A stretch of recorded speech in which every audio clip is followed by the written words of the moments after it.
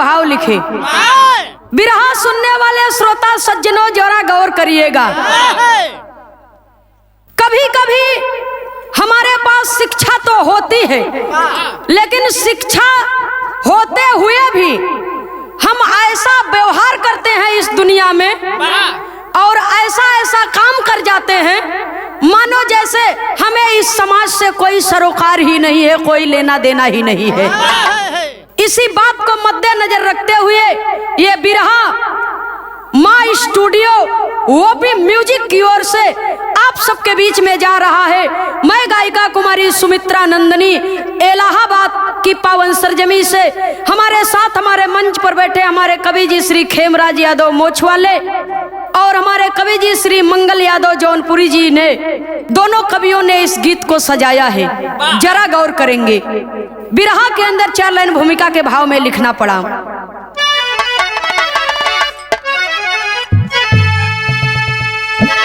शिक्षा दर्पण कहती है उत्थान की,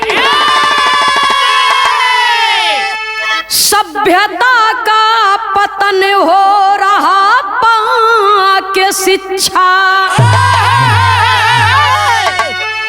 ख्वाब लाखों सजो करके बेटी चली, पर भली ना बली चढ़ी गई पाके शिक्षा। गरल से प्रबल आज मानव बना, धन के पीछे धर्म या कर्म खो दिया। ऐ खुदा प्रश्न का मेरे उत्तर बता, कह के मंगल कवि की कलम रो दिया।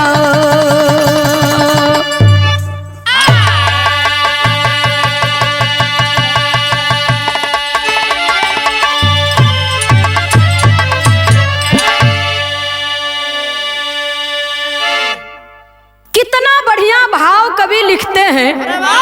शिक्षा दर्पण कहती है उत्थान की, शिक्षा के बगैर हमारी जिंदगी अंधकार के समान है। सभ्यता का पतन हो रहा पाके शिक्षा।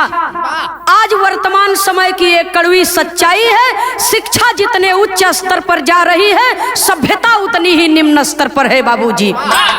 पर भली ना ख्वाब लाखों सजो करके बेटी चली, पर भली ना बली चढ़ गई पाके शिक्षा। गरल से प्रबल आज मानव बना। गरल मीन्स विष होता है बाबूजी, जहर होता है, और जहर से भी ज्यादा जहरीला आज मनुष्य है। गरल से प्रबल आज मानव बना, धन के पीछे धर्म यो कर्म खो दिया। ऐ खुदा प्रश्न का मेरे उत्तर बता, कह के मंगल कवि की कलम रो दिया। कवि को संकेत करना पड़ा। बिरहा के अंदर 1 लाइन गजल का भाव है मास्टर साहब।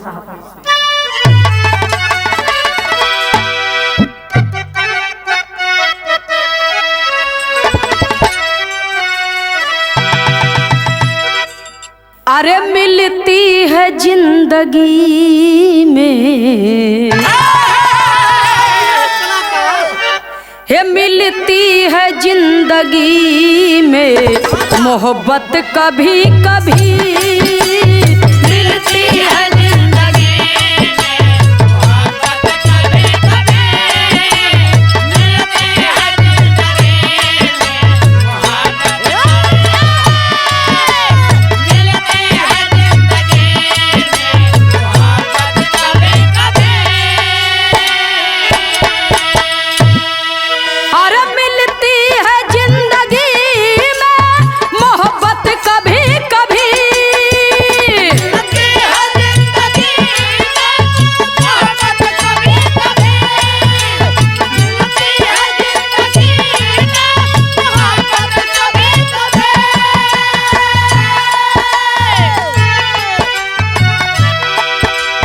होती है दिलवरों की,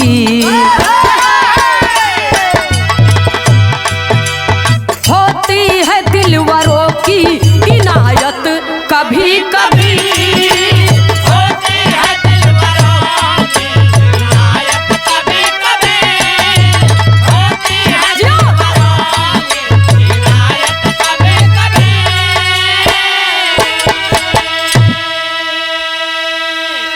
लेकिन बिरहा के अंदर कवि को संकेत करना पड़ा। अरे बंधता है सिर पे किस्मत से, बंधता है सिर पे किस्मत से सेहरा कभी कभी।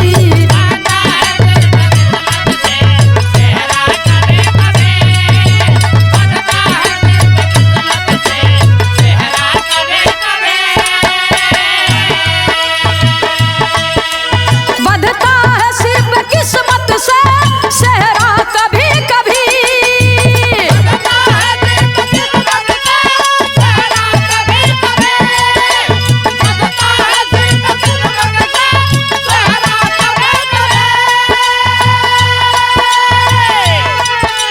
आता है सच्चा सामने चेहरा कभी कभी। आता है सच्चा सामने चेहरा कभी कभी। आता है सच्चा सामने चेहरा कभी कभी।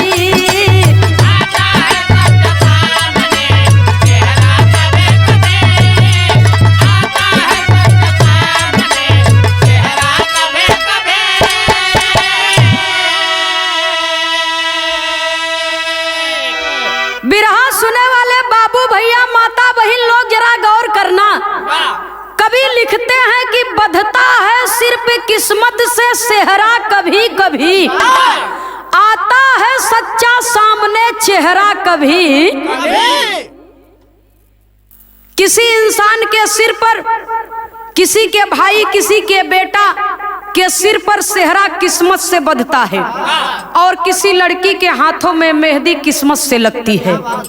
समय से पहले भाग्य से ज्यादा किसी को कुछ मिलता नहीं है, लेकिन इंसान का चेहरा, सच्चा चेहरा कभी कभी सामने आता है। यही बात बिरहा में मिलेगी। कहानी का शुरुआती हमें से बा कवि को संकेत करना पड़ा।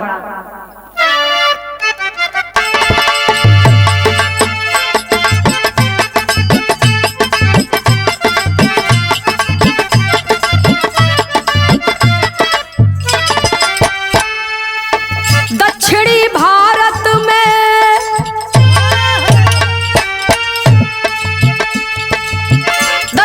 भारत में केरल की एक कहानी है। दक्षिणी भारत में केरल की एक कहानी है। कलेजा कांपता शैतान की शैतानी है।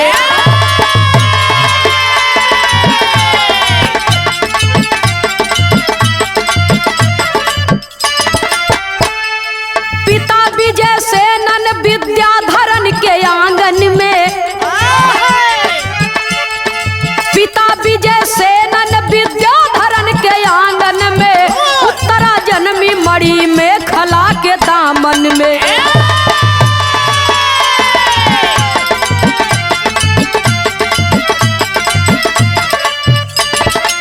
मचलती नाजनी दस्तक रही जवानी की, मचलती नाजनी दस्तक रही जवानी के, बदन में आग लगाती है बूंदे पानी की।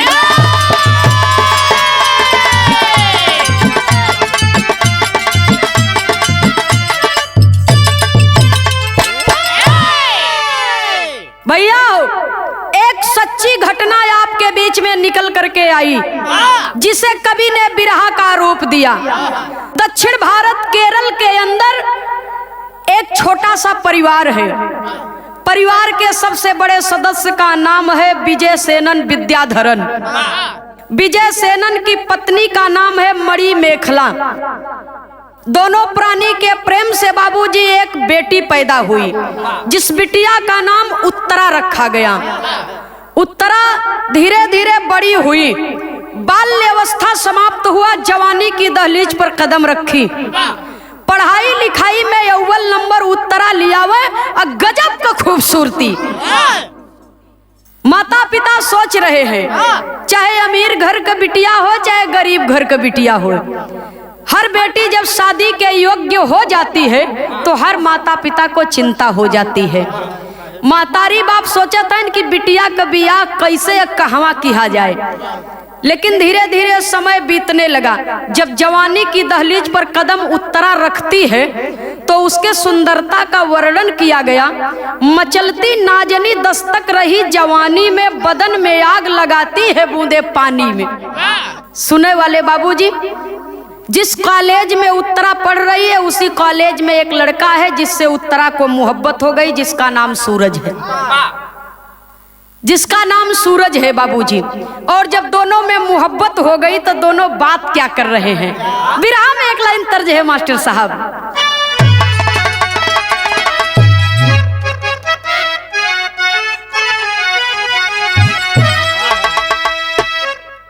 यो कोनो प्रेमी या प्रेमिका का बात बा कि हम तुम चोरी से,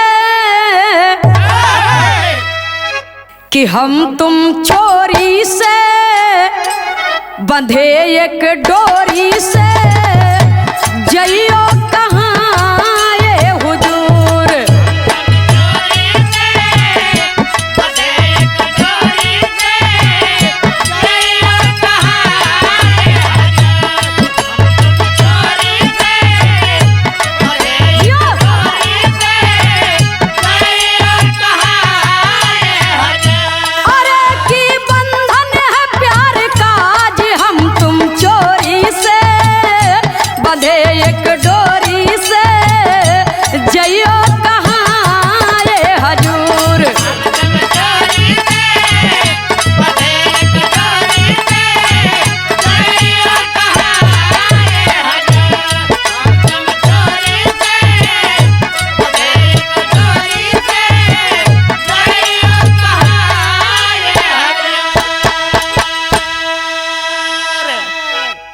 बाबूजी यह तरज का लाइन बा, लेकिन बिरहा के अंदर कवि को संकेत करना पड़ा। नजर के टक्कर में, नजर के टक्कर में, प्यार के चक्कर में दिल हो गया है मजबूर।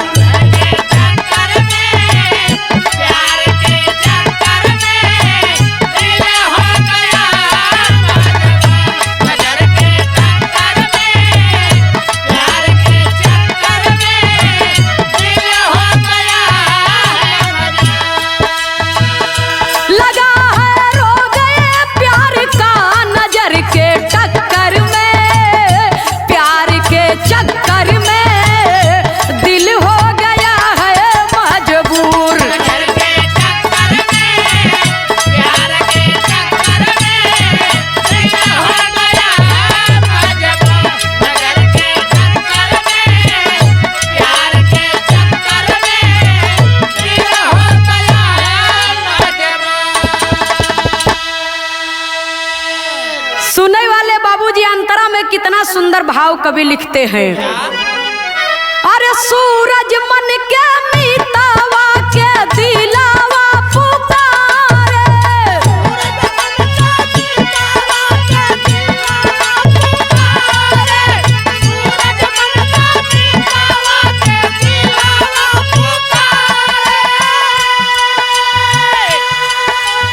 दोनों परिवार राजी विधि गति के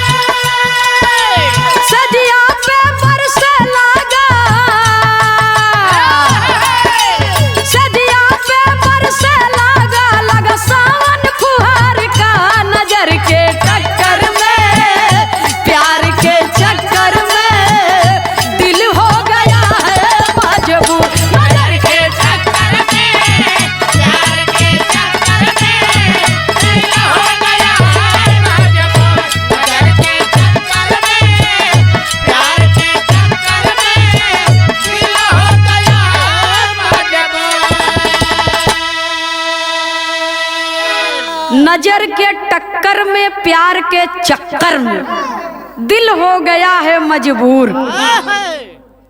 सुने वाले बाबूजी, उत्तरा और सूरज का प्यार जब परवान चढ़ा तो ये बात दोनों परिवार वालन के मालूम चली। और सूरज के घर वाले भी जान गए, उत्तरा के घर वाले भी जान गए। लेकिन उत्तरा का महतारी बाबू डेरात काहे बदे हैं? क्योंकि बेटी उत्तरा लर्निंग डिसेबिलिटी नामक बीमारी से ग्रसित थी। इसीलिए उसके माता पिता डर रहे हैं कि अगर सूरज को मालूम हो जाएगा तो शायद वो मेरी बेटी से शादी नहीं करेगा। लेकिन नजर के चक्कर में, इसीलिए लिखा गया प्यार के टक्कर में दिल हो गया है मजबूर। तो प्यार के आगे सब कुछ बाबूजी फीका है, ऐसी भावना सूरज के हृदय में है। तो सूरज ने कहा कि मुझे उत्तरा के बीमारी से कोई परहेज नहीं है, मैं उससे मोहब्बत करता हूं, मैं उससे विवाह करूंगा। अच्छा, शादी तो हो गई। तो उत्तरा के बीमारी के कारण, जिसकी वजह से सूरज को दहेज में 786 ग्राम सोना, एक सूडान कार, 4 लाख नगद मिला था। और इतना ही नहीं, इसके अलावा उत्तरा के देखभाल के लिए 8,000 रुपया प्रतिमाह सूरज को मिलता था। उत्तरा के माता पिता उसे इतना पैसा देते थे कि हमारी बेटी को ससुराल में किसी प्रकार की तकलीफ ना हो, दवा दुआ की कमी ना हो। धीरे धीरे बाबूजी उत्तरा और सूरज का प्यार आगे बढ़ता गया। और जब आगे बढ़ता गया बाबूजी तो कवि को संकेत करना पड़ा। बिरहा में एक लाइन तर्ज लगा मास्टर साहब।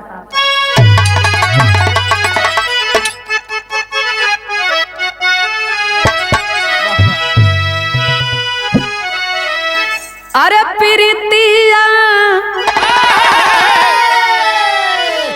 ए प्रीतिया कहे के लगौला, बेकल जिया रहलो न जाय। प्रीतिया कहे के लगौला, बेकल जिया रहलो न जाय।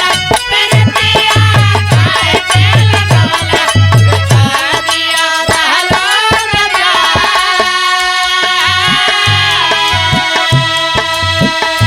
मतारी बहिन लोग गावेलिन, बाग लगावला बगीचा लगावला, बाग लगावला बगीचा लगावला, बाग लगावला बगीचा लगावला। अरे ने बुलावा कोहिनू नु गौला, बेकल जिया रहलो न जाए। लेकिन बिरहा में कवि को संकेत करना पड़ा। अरे या चरावा उत्तरा के भरी ग, धुरु गईले गोदिया में यार।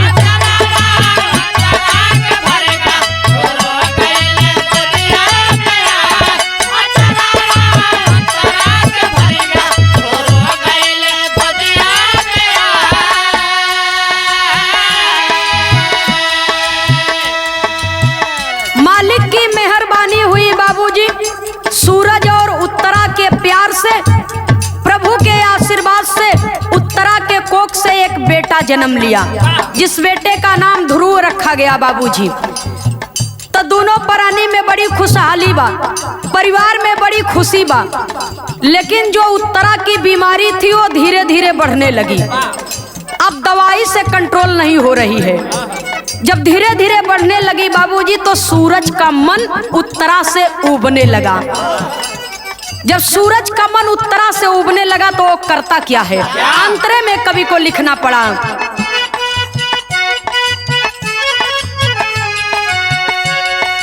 एक दिन उत्तरा के सूरज बोला,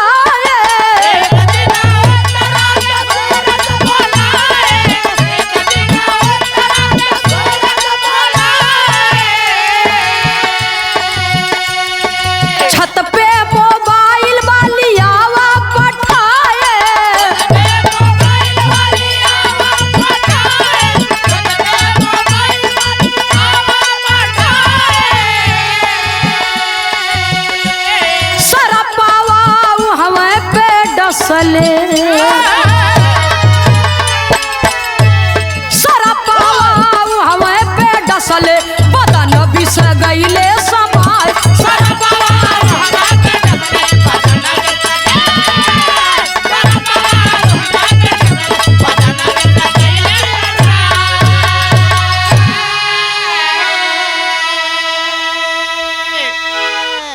सुनने वाले बाबूजी, एक दिन सूरज अपने दुल्हन उत्तरा के बुलाए के आंगन में सूरज बैठे हैं। अपने दुल्हन उत्तरा से कह रहे हैं कि उत्तरा, मेरी मोबाइल छत पे छूट गई है, जरा जाके ले आओ। और दुल्हन गई मोबाइल लाने के लिए। बाबूजी मोबाइल तो नहीं पाई, लेकिन छत पर एक सर्प, और न जाने कैसे उस जगह पर उत्तरा पहुंची जिस कोने में वो सर्प बैठा था। चारों तरफ मोबाइल खोज रही है, केवल मोबाइल के ऊपर उसका ध्यान है बाबूजी। और उत्तरा देख रही है पूरब साइड में, पश्चिम साइड में कोने पर बाबूजी सर्प बैठा हुआ है, और उत्तरा के पांव में काट लिया। और जब सर्प डस लिया बाबूजी, तो उत्तरा देख रही है और सर्प उसको डसा है और चला जा रहा है बाबूजी। तो उत्तरा चिल्लाती है, हल्ला करती है, और जब वहीं से चिल्लाती है बाबूजी तो विषैला सर्प था, और उत्तरा उसी जगह पर बेहोश हो गई। और जब बेहोश हो गई बाबूजी तो कवि को बिरहा शैली में टेरी के भाव में लिखना पड़ा।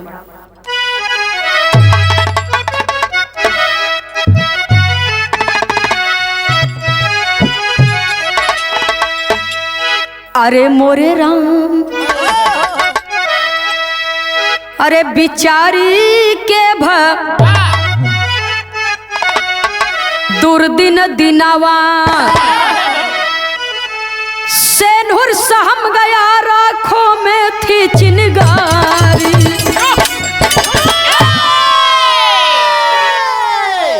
उत्तरा जब बेहोश हो गई बाबूजी तो कुछ देर के बाद तब सूरज जाता है। चीख पुकार सुन करके तुरंत नहीं गया, कुछ देर के बाद गया। और जब कुछ देर के बाद गया बाबूजी तो हुआ क्या, बिरहा में एक लाइन तर्ज है मास्टर साहब, कहना है।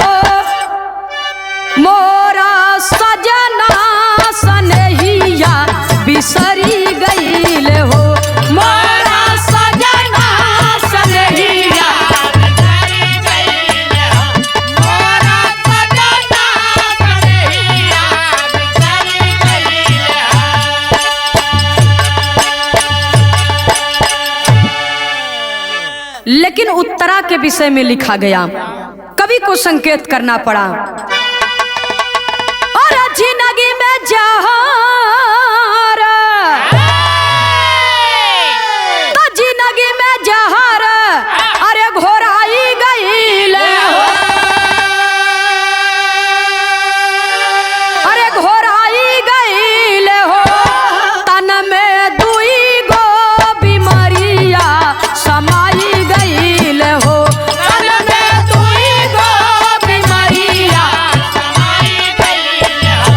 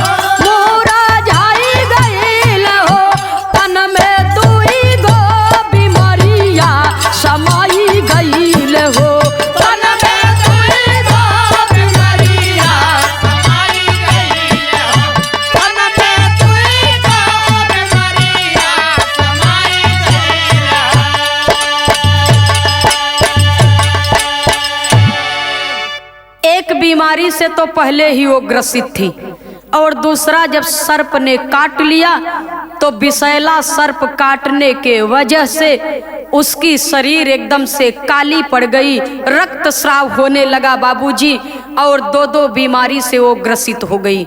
उसके माता पिता को बुला करके सारी हाल बता दिए बाबूजी, और माता पिता ससुराल वालों ने मिल करके अस्पताल में एडमिट कर दिए। और जब अस्पताल में एडमिट कर दिए बाबूजी तो कवि को संकेत करना पड़ा, बिरहा में एक लाइन तर्ज का भाव देना पड़ा।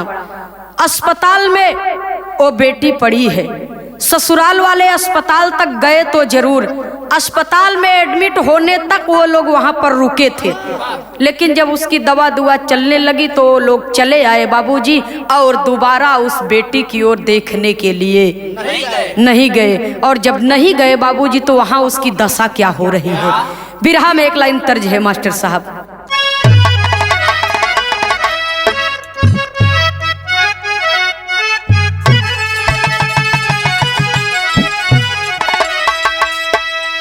हमारा के कैला बदनाम हो,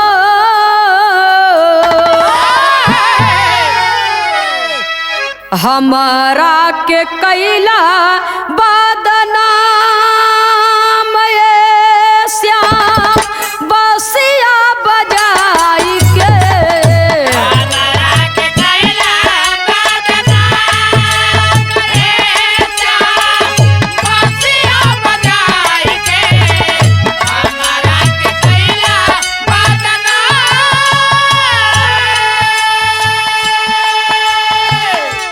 लेकिन बिरहा के अंदर कवि को संकेत करना पड़ा बाबूजी। कितने शर्म की बात है, एक बेटी माता पिता छोड़ती है बाबूजी तो माता पिता के रूप में, सास और ससुर के रूप में माँ और बाप पाती है।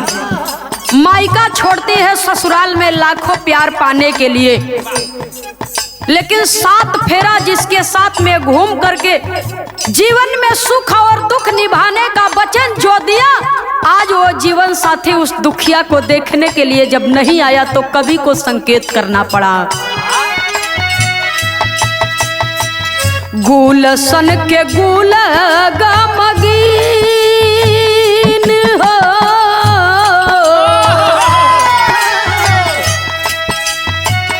गुलशन के गुल गमगीन रंगीन दिन सपना हो गईले,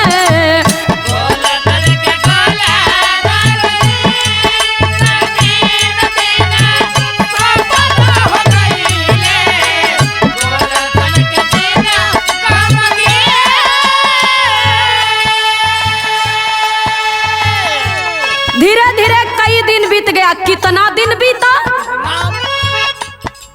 52 दिन बाद जब आईली भवानावा, 52 दिन बाद जब आईली भवानावा,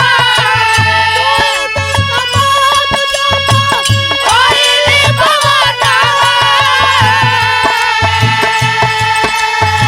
मिले खातिर आई गइल सूरज सजनवा,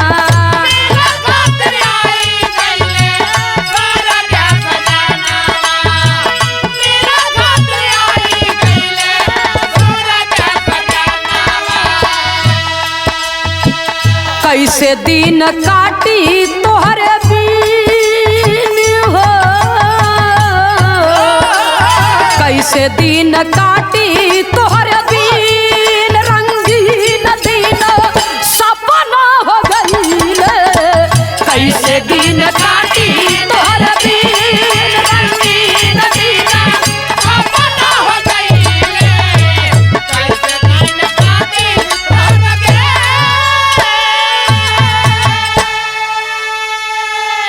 सुनने वाले बाबूजी, 52 दिन के बाद जब वो लड़की थोड़ा स्वस्थ हुई, उत्तरा थोड़ा स्वस्थ हुई और हॉस्पिटल से वो घर आई और जब हॉस्पिटल से छुट्टी मिली बाबूजी घर पे आई, वो भी अपने मायके में, क्योंकि ससुराल वालों का पता जता तो था नहीं, वो तो जाते आते नहीं थे, फोन भी नहीं लग रहा था। एक दो बार संदेशा भी भेजवाए लेकिन किसी को कोई फर्क नहीं पड़ा।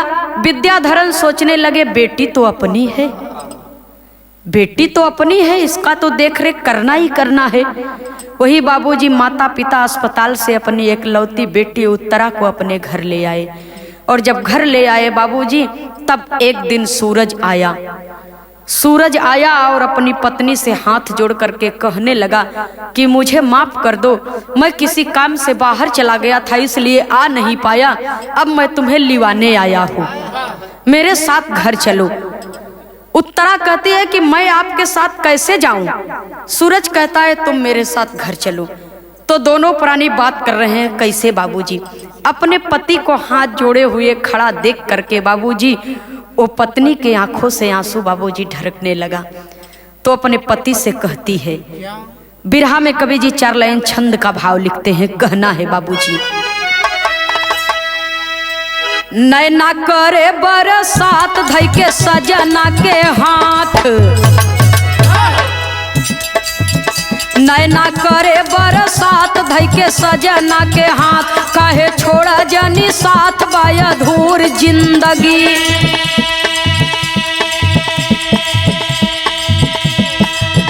सूरज कहे एक बार खता माफी द हमार, देबै तोहरा के प्यार भरपूर जिंदगी।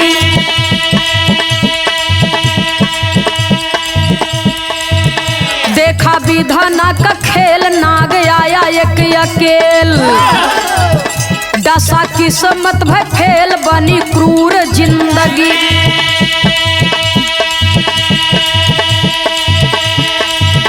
जबकि होई गवा भोर सबरों जोर जोर, जबकि होई गवा भोर सबरों जोर जोर, भवा बखरी में शोर होई गे दूर जिंदगी।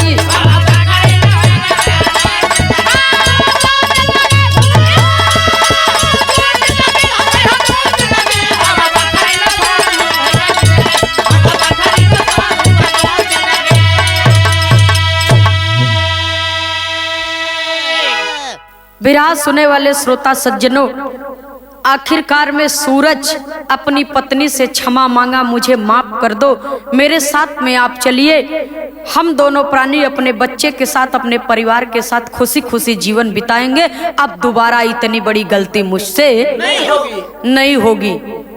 हिंदुस्तानी पत्नी है बाबूजी, अपने पति के इस शब्द पर वो प्रभावित हो गई बाबूजी, और क्षमा कर दिया। और जब क्षमा कर दिया तो उत्तरा की विदाई माता पिता किए और उत्तरा अपने ससुराल आई। और जब अपने ससुराल आई बाबूजी, तो घर में लेटी है। जब कुछ दिन बीत गया तो एक दिन अचानक से वो घर में लेटी है बाबूजी, और लाइट कट जाती है, अंधेरे में एक सर्प उसी घर में है और वहां से निकलता है। उत्तरा चारपाई पर लेटी है, उत्तरा को डस लेता है। एक बार छत पे सर्प डसा था और दूसरी बार कमरे में। और जब डस लेता है बाबूजी, तो उत्तरा जोर जोर से चिल्ला रही है, चीख चित्कार से बाबूजी पूरा का पूरा कमरा गूंज गया, लेकिन बाहर सो रहे सास ससुर और पति ने उसकी दुहाई नहीं सुनी। दर्द से पीड़ित है बाबूजी, असहनीय पीड़ा हो रही है, उसके बदन में असहनीय पीड़ा हो रही है, वो चीख रही है, चिल्ला रही है। लेकिन जब परिवार के लोगों ने सुना नहीं, उसकी आवाज को सुन करके भी नाकारा कर दिए बाबूजी। और जब सुबह हुआ, दरवाजा खोला गया तो जीवन की कहानी समाप्त।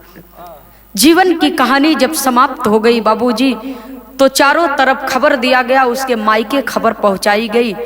पिताजी विद्याधरण पुलिस प्रशासन को इसकी सूचना देते हैं।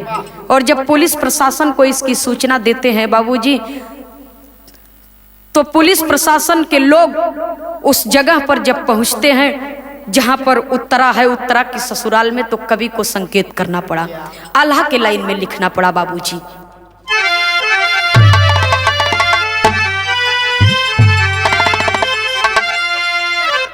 मचा को हराम गईली, मचा को हराम कैली थाने में खबरिया बाबू, दल बल के साथ द्वारे आए थानेदार।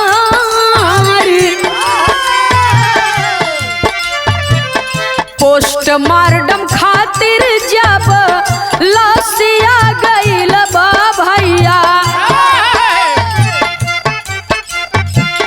डॉक्टर अनूप कृष्णा कहे उस बार,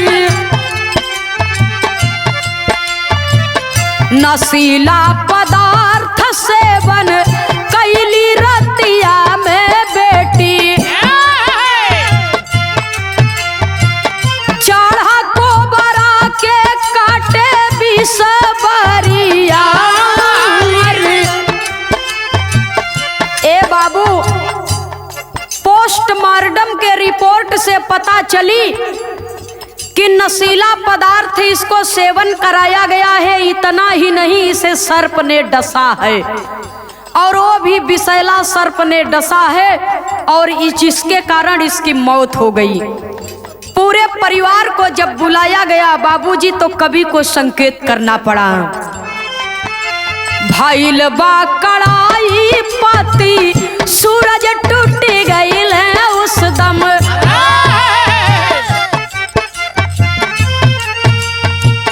दिलावा दहलिगा बतिया की है बाऊ घार,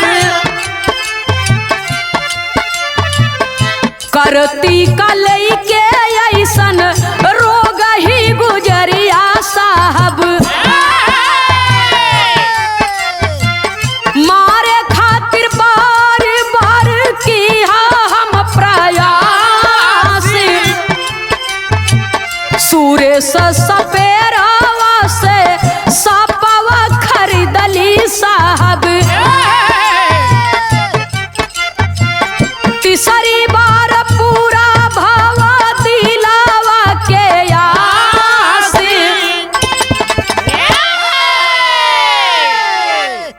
सूरज पर जब कड़ाई की गई बाबूजी, जब पूछताछ होने लगी, तो कहा जाता पुरनिया दादा लोग कहावत कहे हैं गांव में कि लात को भूत कबो बात से नहीं मानत बाबूजी।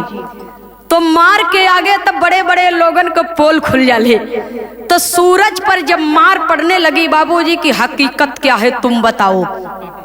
उसी घर में तो तुम्हारे माता पिता हैं, तुम भी हो, तुम्हें सर्प ने क्यों नहीं डसा? दो दो बार तुम्हारी पत्नी को सर्प ने काटा, तो तुम कहाँ थे? तुम्हारा परिवार कहाँ था? और ये सर्प को काटे काफी देर हो गया है, सुबह तुम दरवाजा खोले हो तो रात में कहाँ थे? तमाम पूछताछ के बाद बाबूजी तब सूरज का मुंह खुला है और सारी बात को कहने लगा कि ए साहब, ई रोगही दुल्हन लेके हम का करती? अरे ये मेरा दुर्भाग्य था कि मुझको इससे प्यार हो गया, मैंने इससे शादी किया, एक बच्चा भी पैदा हुआ, तो मैं इससे छुटकारा पाना चाहता था। जब इसका रोग बढ़ने लगा, दवा से कम होने का नाम नहीं ले रहा है, तो मैं इससे छुटकारा पाना चाहता था। इसलिए सुरेश नाम के सपेरे से पैसा दे करके ये सांप खरीदा और छत पर उसको छोड़वा दिया। एक बार सांप ने डसा, लेकिन साहब ये किस्मत की बलि थी, ये मरने वाली कहाँ थी, ये मेरा पीछा छोड़ने वाली नहीं थी। इसलिए इसके शरीर में इतना भयानक रोग हो गया और 52 दिन के बाद मैं इससे मुलाकात करने के लिए इसके मायके पहुंचा और वहां से ले आया कि जब तक ये जिंदा रहेगी तब तक मैं दूसरी शादी नहीं कर पाऊंगा। इसलिए दोबारा से मैंने सांप छोड़ा इसको डसने के लिए, और रात्र में सोते समय दूध में मैंने नशीला पदार्थ भी दिया पीने के लिए, और सांप से भी डसवा दिया ताकि ये मर जाए और मैं अपनी दूसरी शादी करके चैन से अपना जिंदगी बिता लूं। और सांप डसेगा, ये मर जाएगी, आरोप भी हम लोगों के ऊपर नहीं लगेगा कि सर्प ने डस लिया।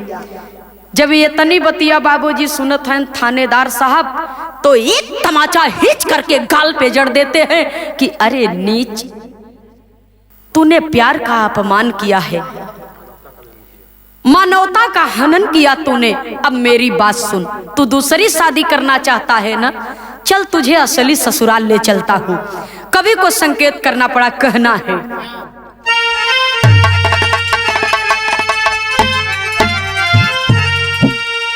अरे कहे थानेदार जी लगा के हथकड़ी, कहा थानेदार जी लगा के हथकड़ी, तोहरा दौलत वाला भूतवा जहल में उतरी।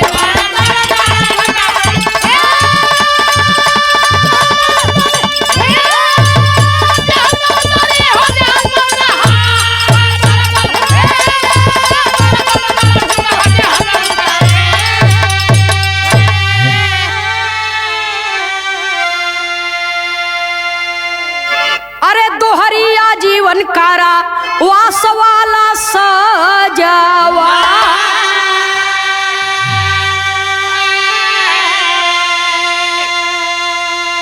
अरे भोगई के मिली है तो के मूल संग बिया जावा।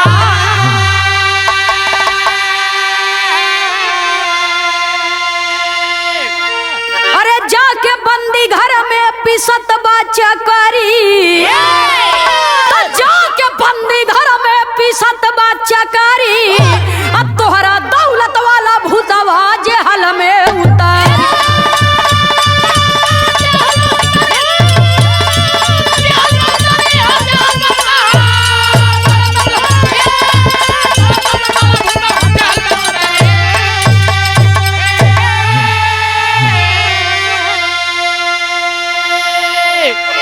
पोस्टमार्टम के बाद बाबूजी उसकी लाश को अंतिम संस्कार करने के लिए उसके माता पिता के हवाले कर दिया गया और सूरज और उसके पूरे परिवार को बाबूजी ताउम्र कैद सजा सुनाई गई।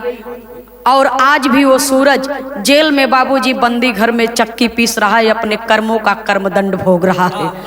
और यदि आपको विश्वास न हो तो आप केरल कोबरा कांड नेट पर सर्च करके देख सकते हैं। कवि को संकेत करना पड़ा आखिरी और अंतिम प्रमाण में गुरु घराने के परिचय के साथ में।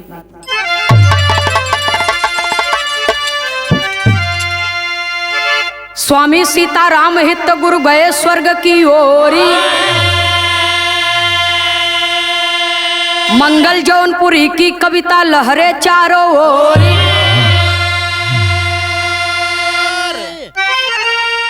अरे राम बिचारी के बहादुर दिन दिनवा, ए बाबू बिचारी के बहादुर दिन दिनवा। अरे नंदनी खेमराज कह कैसे मतिया मारी, बिचारी के बहादुर दिन दिनवा।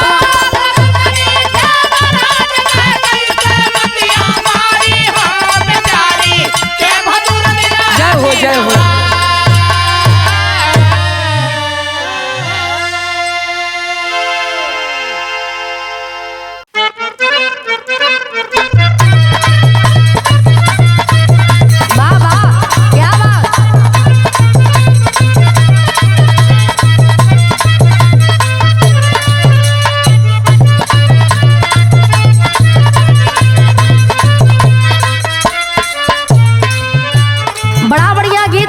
हमरे गुरुजी कैलन ह ई कोनो भौजाई के दर्द बा। ननद जाके पूछत तारी कि काहो भौजी काहे इतना बेचैन बाड़ू, काहे रिसिया तारू। देखो तनी सजवे से चुपचाप बैठल बाड़ू, का बात बा। ए बात के सुन कर के वो भौजाई कहतिया वो दुल्हन के, अरे ननदो हम का बताई, जरा तारू हम ऐसन कसाई के पाले बांध गइल बाड़ी कि हमारे को बतिये नहीं समझतारन। अजना तारू कसाई बा के ननद पूछत दिया भौजी कहल का चाहतारू। भौजाई बतावे का कहे, हमरा पाले ये गो पड़ल बा कसाई,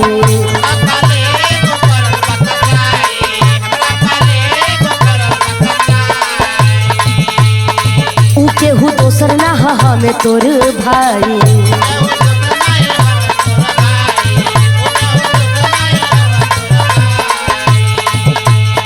हमरा पाले ये गो पड़ल बा कसाई, ऊ केहू दोसर ना हमें तोर भाई।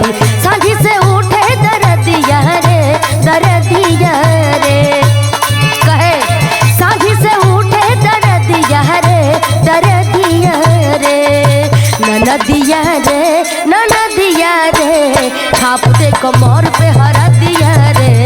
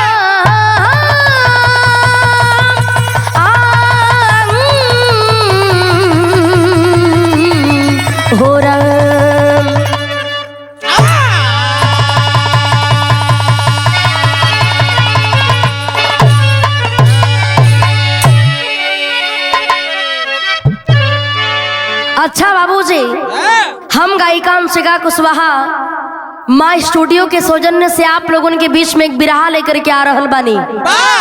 देखिए, हमारे देश के जवान जो सरहद पर सर पे कफन बांध करके हमारे देश की हिफाजत करने का काम करते हैं, उन जवानों का कहना है कैसे, 4 लाइन भूमिका से कहना है मास्टर।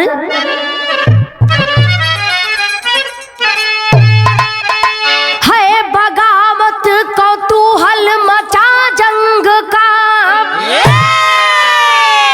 पाक मुल्क के वतन पर दगा दे रहा, लाखों वीरों वतन पर दी कुर्बानियां, मैदानी कहाँ पुती है लहू बह रहा, बच्चा बच्चा है राणा सिवा देश का, बादलों सर कफन यहाँ चमन कह रहा, बन के फौलाद ताकत दिखा देंगे हम, जान सरहद पे जाए ना गम सह रहा।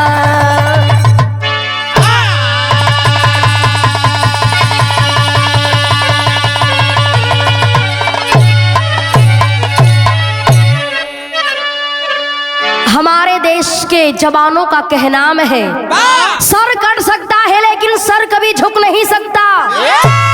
हम देश के लिए जीते हैं और देश के लिए मरेंगे, और अपने दुश्मनों को मुंह तोड़ जवाब देने का काम करेंगे। एक लाइन गजल के अंदाज में हमारे जवानों का कहनाम है, कैसे?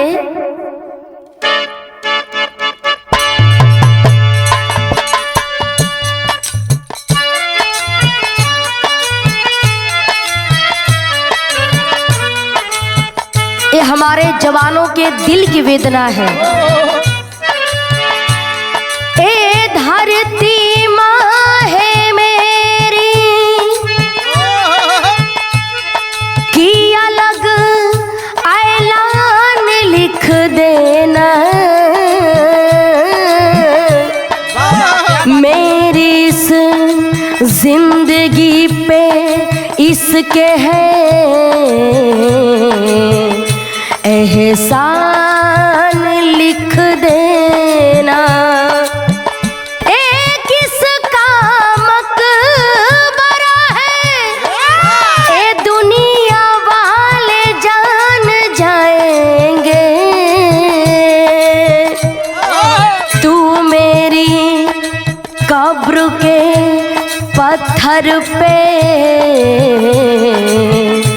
हिंदुस्तान लिख देना, बहे खून मेरा चमन के लिए,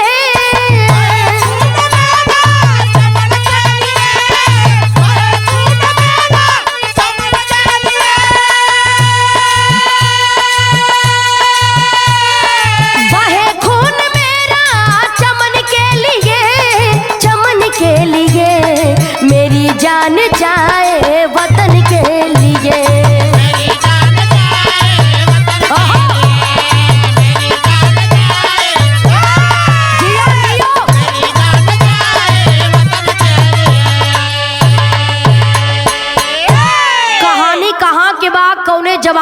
कहानी बा। यहाँ जौहरी शहर से कहना है मास्टर, कैसे?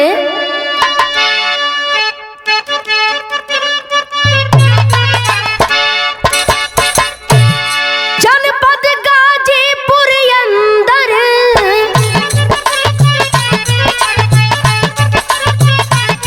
एक सुकनी गांव निवासी है, थाना क्षेत्र करंडा, कमलेश वही का वासी है, पिता लालचंद यादव, माता प्रभावती देवी बच्चों का पालन करती, माता के रूप में सेवी, सबका कृषक का करते, वहाँ रमेश की जिम्मेवारी, कमलेश मदन का प्रहरी बनने की थी तैयारी। अरे जियो।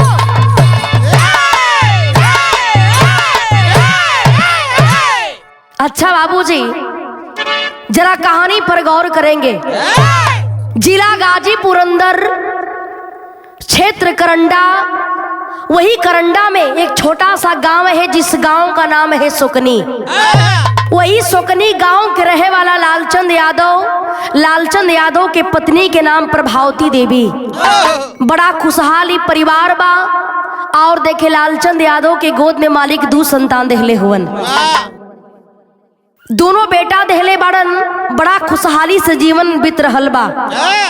बड़का बेटा के नाम बा बाबू रमेश और छोटका बेटा के नाम बा कमलेश।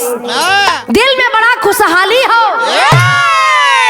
घर के काम रमेश देखे के काम करत हुवन, लेकिन जवन छोटा भाई कमलेश बड़न मन में हौसला बुलंद बा कि मैं देश की सेवा करूंगा।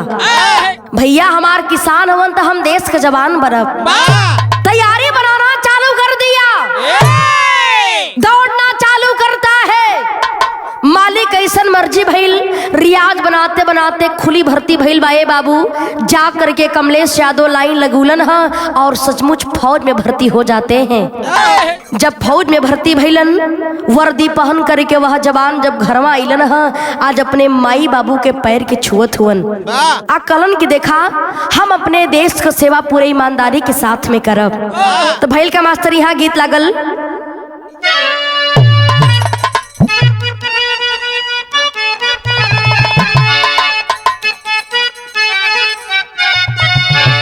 यह गीत के लाइन हो। ए गीत के हमरे स्वर्गीय रामदेव गुरु जी गावे। कैसे गावे? अरे झूलनी पौड़ानी, अरे झूलनी पौड़ानी, अरे जहाजिया उड़ादा, अरे जहाजिया उड़ादा, हमार पाए जेबुरा जहीरा चढ़ादा।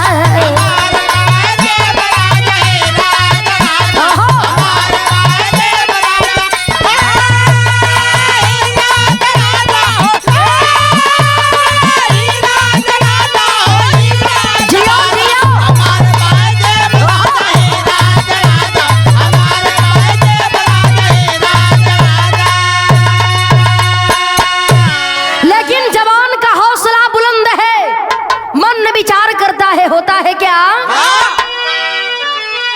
अरे अड्डा यारी के हम सगरो जारब, अरे सगरो जारब, लड़ब जंग में पहले दुश्मन के मारब।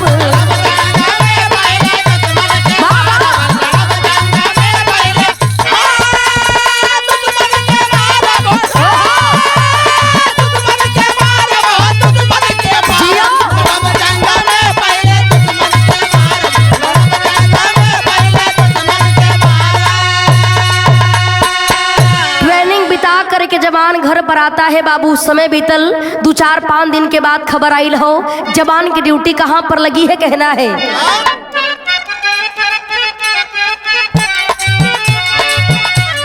जम्बू के राजौरी में ड्यूटी लागल,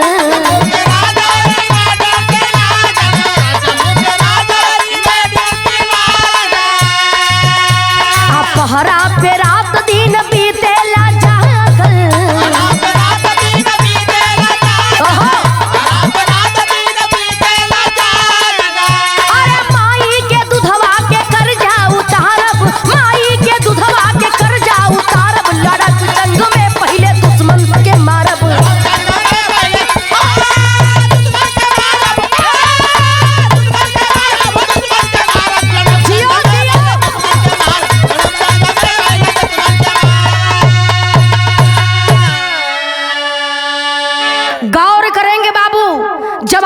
ड्यूटी जम्बू में राजौरी में लगती है।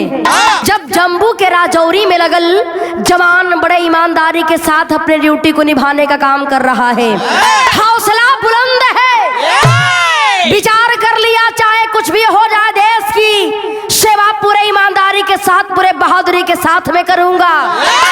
जेकर बाबू लड़का मास्टर हो जाए चाहे फौजी हो जाए, तो दुआरी पर तो तिलकहरू लोगन के भरमार न लग जाई।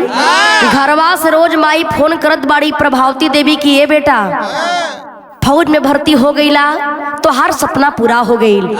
यदि तू शादी कर लेबा बेटा तो हमार सपना पूरा हो जाई। ए बतिया के सुन करके हंस रहा है जवान। कमलेश फौजी कहा कि माँ मैं बहुत जल्द छुट्टी लेकर के घर पर आऊंगा और मैं आपकी इच्छा जरूर पूरा करूंगा।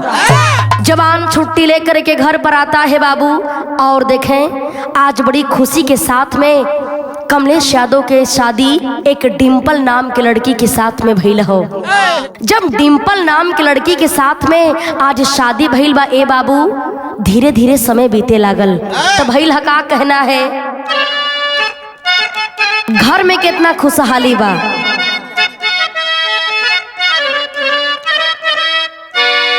डिम्पल दुल्हनिया से सदिया रचैली, पैदा भैली साक्षी होनहार हो। खुशियों से झूमे लागल पूरा परिवारवा, गावेली पड़ोसिन मंगल चार, गावेली पड़ोसी मंगल चार।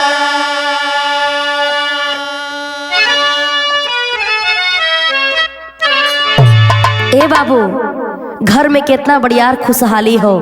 देखें डिम्पल नाम के लड़की से कमलेश फौजी की शादी भइल हो। कुछ दिन के बाद मालिक डिम्पल के गोद में एक बिटिया दिलन ह, जौने बिटिया के नाम बड़ा प्यार से बाबू डिम्पल साक्षी रखलिन ह। जब साक्षी धीरे धीरे 1 साल के भइलिन, समय बीत रहल बा, कमलेश फौजी अपने ड्यूटी पर तैनात है। बड़े ईमानदारी के साथ ड्यूटी करने का काम कर रहा है। लेकिन समय बीतत गईल हो तब भइल ह का, यहाँ एक लाइन भोजपुरी के गीत लागल हो। कैसे,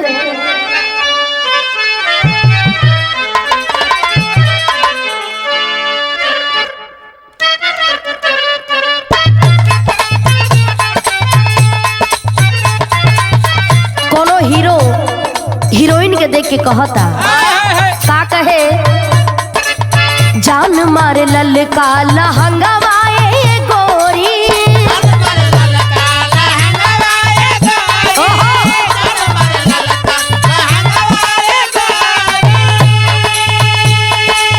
जान मारे ललका लहंगवाए गोरी, जो बना डोलावताई मन, चोलिए में अटकल परान, ए रानी तोहरा चोलिए में अटकल परान।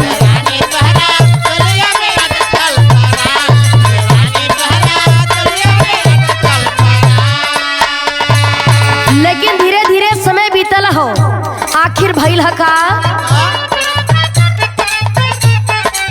2016 की समैया आयल,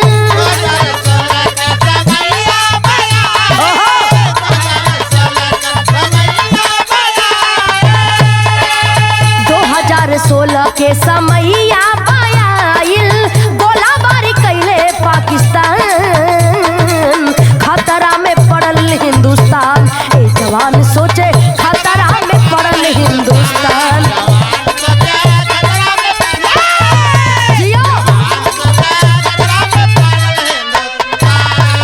गौर करेंगे बाबू, जम्मू के राजौरी में लड़ाई होना चालू हो जाता है। हिंदुस्तान और पाकिस्तान का घमासान युद्ध होना चालू हो गया। जवान सोचत हुअन, अभी 9 महीना पहले हमरे माई प्रभावती देवी के देहांत हो गई। घर पर गईलीन हमार बाबूजी के देख रेख करे के बाद हमार भैया रमेश खेती बाड़ी के काम करत हुअन और हमार बिटिया भी पढ़ाई करे चालू कर देले बाड़ी। हमार छोटा बेटा भी पढ़ाई करे चालू कर देले बा। साक्षी के साथ साथ बाबू एक छोटा मुन्ना के भी जन्म भई रहल। दोनों बेटा बेटी पढ़ाई करत हुअन। जवान अपने मन में सोच रहा है कि युद्ध बड़ा घमासान लगल हो। कहता है क्या, 9 माह पहले गुजर गईली माता, बचवन के चिंता में दिलवा दुखाता।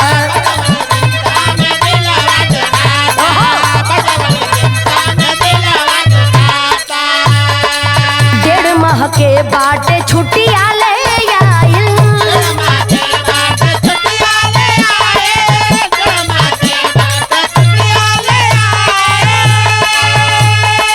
1.5 माह के बाटे छुट्टियां ले आइल। हर जंग भइले ऐलान, खतरा में पड़ल हिंदुस्तान। जवान सोचे खतरा में पड़ल हिंदुस्तान।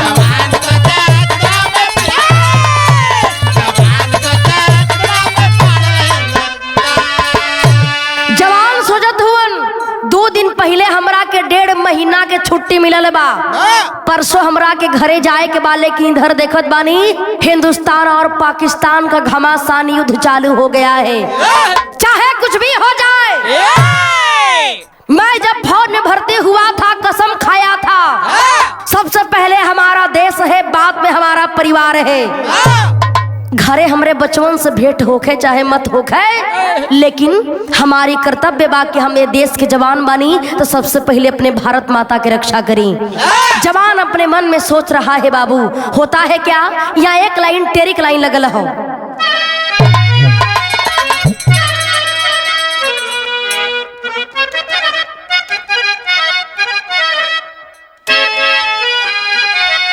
कहना है,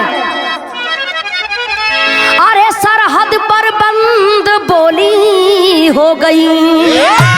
अरे सरहद पे बंद बोली हो गई। वतन के लाज बचैबे खैबे भल ही गोली। अरे हाँ गोली, अरे हाँ गोली।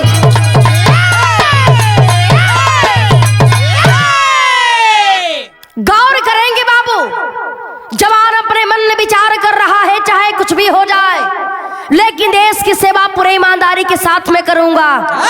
छुट्टी को कैंसिल कर दिया वह जवान और लेकर के हथियार जा करके दुश्मनों का मुकाबला करना चालू कर देता है। ए बाबू, ये लड़ाई लगल कहाँ हो? जम्मू के राजौरी में एक श्रीनगर में LOC एरिया है। जम्मू में श्रीनगर में LOC एरिया है। उसी LOC एरिया में बाबू घमासान युद्ध हो रहा है। हिंदुस्तान और पाकिस्तान का लड़ाई चल रहा है। जवान विचार कर लिया चाहे कुछ भी हो जाए, हमारा सर कट सकता है लेकिन झुक नहीं सकता। जवान ड्यूटी पर तैनात है बाबू। देखें दोनों तरफ से बमबारी हो रहा है, गोलीबारी हो रही है। तब तक होता है क्या, कहना है,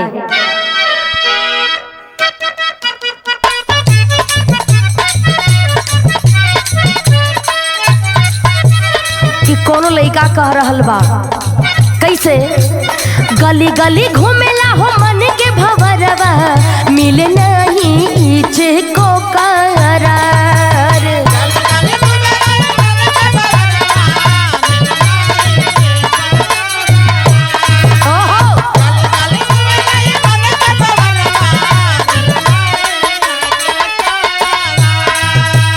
गली गली घूमेला हो मन के भवरवा, मिले नहीं इचे को करार। तोहरा से पूछिला पुरवा बहरिया, तोहरा से पूछिला पुरवा बहरिया, कहाँ बाड़ी धनिया हमार।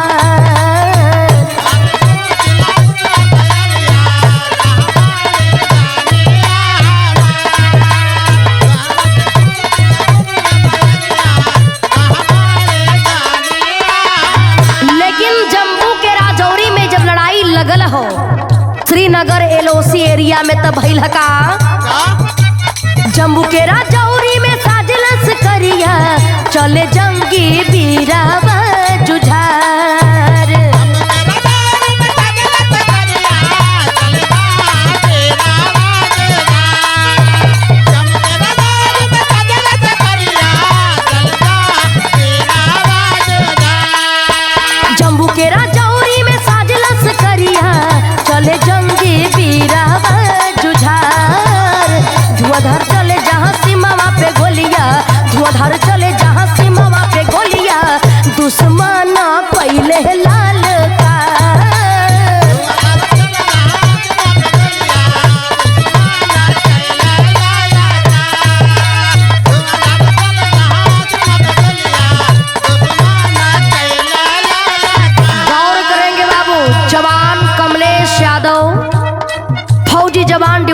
तैनात है। तो होता है क्या, हाथावा में राइफल लेके कमलेस जवानावा, यार कमलेस जवानावा हो, सीमावा पे बन के रखवा रन हो राम।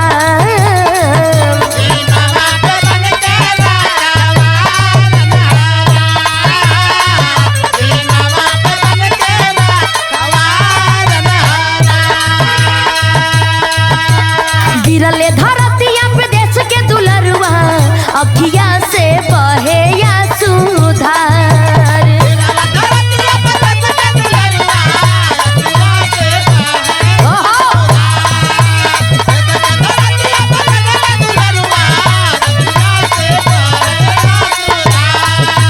गिरले धरतिया पे देश के दुलरुआ, अखिया से बहे या सुधार। धुआंधार चले जहाँ सीमावा पे गोलिया, धुआंधार चले जहाँ सीमावा पे गोलिया, दुश्मन कैले लाल का।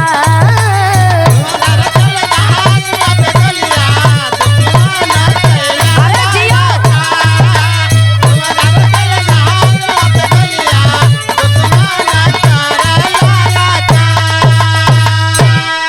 गौर करेंगे बाबू, दोनों तरफ से लड़ाई जंग छिड़ा हुआ है, बमबारी हो रहल बा, गोलीबारी हो रहल बा। लेकिन जब दोनों तरफ से माहौल शांति का बनता है, हमारे देश का जवान कमलेश फौजी अपने टोली को लेकर के वापस आने की तैयारी करता है। तब तक देखें बाबू, कुछ पापी घुसपैठी जा करके चोरी से माइनिंग बम ब्लास्ट करते हैं। जब माइनिंग बम ब्लास्ट करते हैं और उसी बम ब्लास्ट में कमलेश फौजी बहुत बुरे तरीके से घायल हो जाता है। सारे जवान इकट्ठा होकर के जा करके कहते हैं कि सर आप चिंता मत कीजिए, ले जा करके हम आपको हॉस्पिटल में एडमिट करा देंगे, आप बिल्कुल स्वस्थ हो जाएंगे सर। लेकिन इस बात को सुन करके वह जवान सोच रहा है, कह रहा है कि जवान मैं जानता हूँ कि अब हमारा जान नहीं बचेगा, अब हमारा जान नहीं बचेगा, लेकिन हमारी शरीर तो देश के कामे आ जाई, लेकिन जोन हमारे घरे परिवार बना, हमरे परिवार के भी हमरा से कुछ आशा रहल। ए बाबू देखें, आज दुनिया को छोड़ करके जाने वाला है वह जवान, और अपने मन में विचार कर रहा है कि भगवान आखिर मैं क्या करूं, कैसे मैं अपने परिवार से मिल पाऊं। मैं जानता हूं कि अब हमारा जान नहीं बचेगा। ए बाबू देखें, आज वह कमलेश फौजी धरती पर गिरा पड़ा है और अपने परिवार के बारे में सोच रहा है कि आखिर मैं क्या करूं। कहना है क्या मास्टर?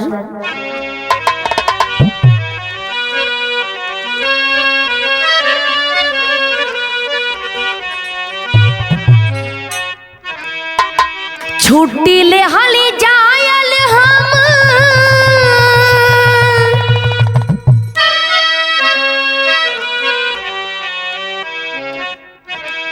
छुट्टी ले हाली जायल हम, चाहली घरवा।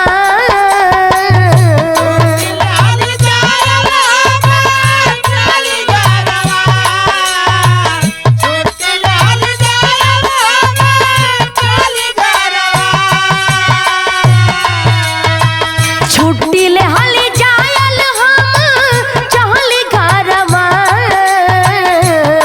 रहिया जो हत होई है भैया मोर, सोचे मनमा। रहिया जो हत होई है भैया मोर, सोचे मनमा।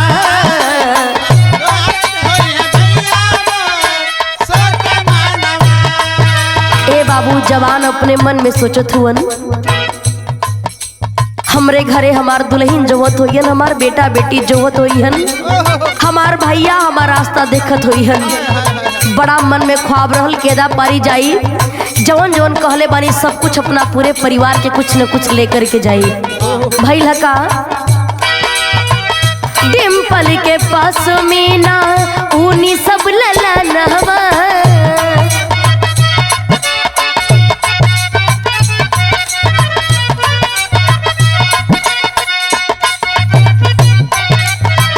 भैया से कहली आइब बनी सब मकानमा।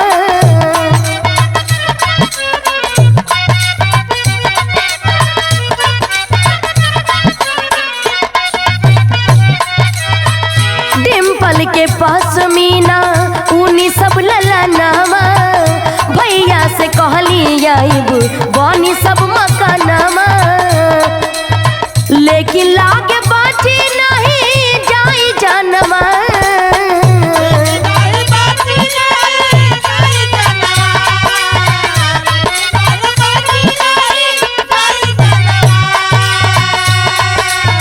लेकिन लागे बाटी नहीं जाई जनमा, रहिया जोहत हुई है भैया मोर सोच मनवा।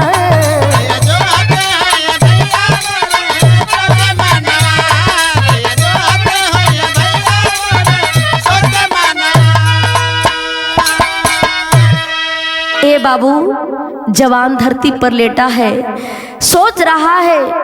एदा पारी हम सोच रहे रहीन कि जब घरे जाई अपना पत्नी के पश्मीना के साल लेकर के जाई, अपना बाबूजी के 19 साल लेकर के जाई, अपना भैया के कुछ लेकर के जाई। वादा रहल कि भैया एदा पारी जब घरे आई तो बढ़िया से साथ में मिल के बढ़िया मकान बनावल जाई। लेकिन लगत बा कि आज हमार पूरा सपना चूर चूर हो जाई। ए बाबू जवान अपने मन में यही बात सोच रहा है।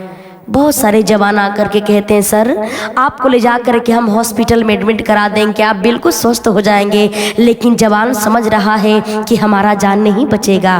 ये बाबू देखें अपने परिवार के बारे में सोच रहा है और धीरे धीरे सांसें कम होती जा रही हैं। जय हिंद बोल करके वह जवान इस दुनिया को अलविदा कह गया, शहीद हो जाता है वह जवान। देखें बाबू आज उसी घटना स्थल पर सारे जवान बैठे हैं, देख करके सोच रहे हैं कि अब तो कमलेश फौजी साहब इस दुनिया को छोड़ करके चल बसे, शहीद हो गए। आखिर हमें अब क्या करना चाहिए? तैयारी हो रहा है। कैसन तैयारी होत बा कहना है मास्टर।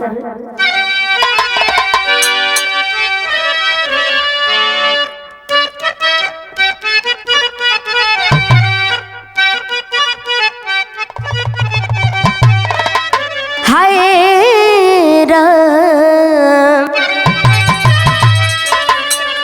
10 नवंबर रहल 16 के घटनवा बाबू,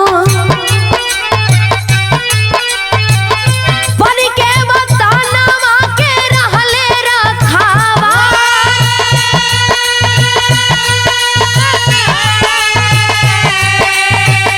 फौजी भूपेंद्र सिंह सूबेदार मेजर साथे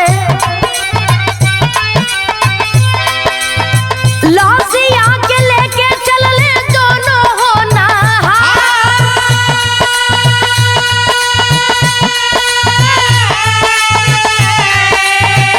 13 नवंबर रविवार वाला दिनवा बाबू, कमलेश के लाश पहुंचल घर के मझार।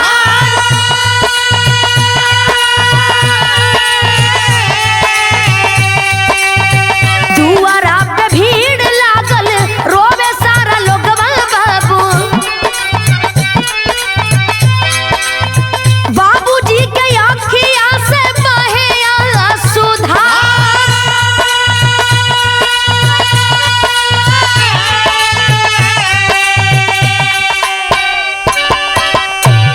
ए बाबू वह हमारा जवान शहीद कब हुआ था?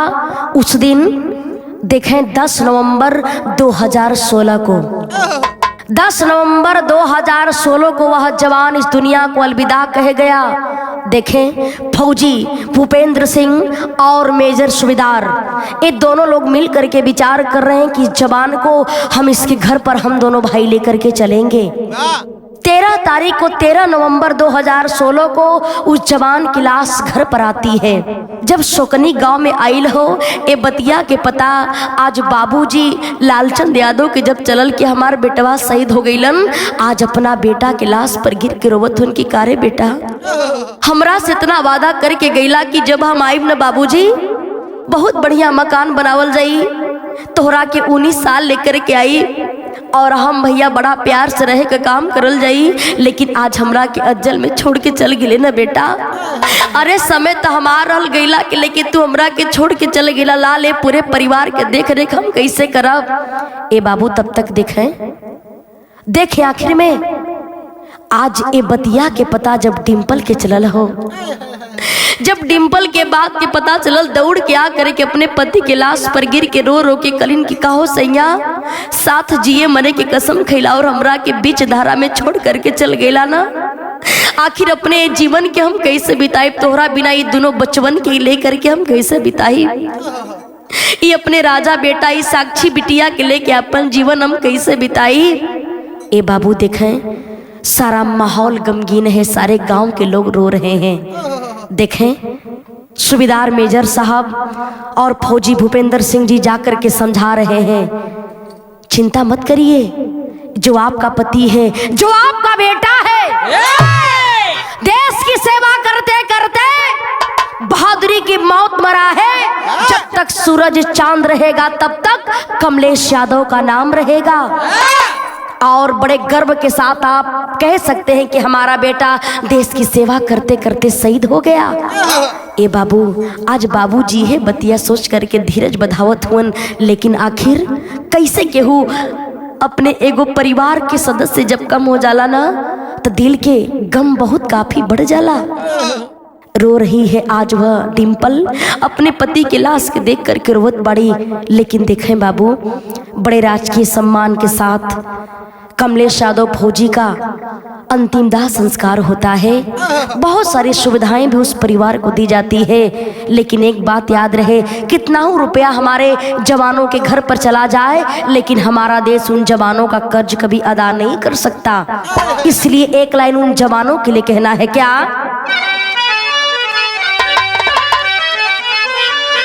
वतन पर शहीद अरे होई है लजिया बचाई के,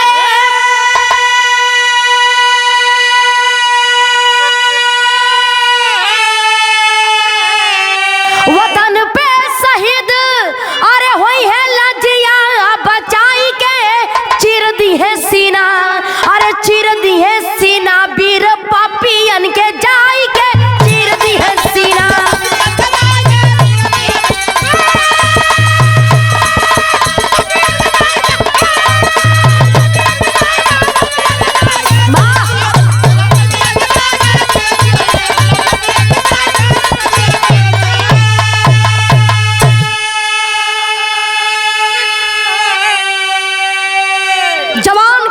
शहीद हो जाए बाबू, लेकिन हमारे जवानों का हौसला कभी कम नहीं होता।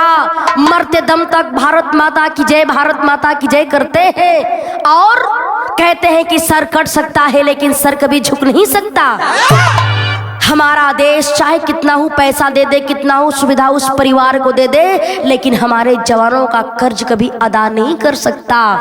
हम सभी लोग उस जवानों के कर्ज को कभी अदा नहीं कर सकते हैं। सलाम करते हैं वैसे जवान को जो पूरे ईमानदारी के साथ अपने देश की सेवा करने का काम करते हैं। कहानी खत्म भई, आखिरी लाइन में कहना है,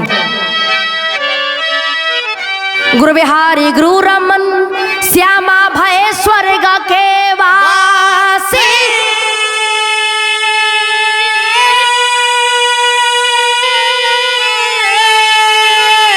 भोला भरतर विश्वनाथ अरे सिया राम अभिलाषी,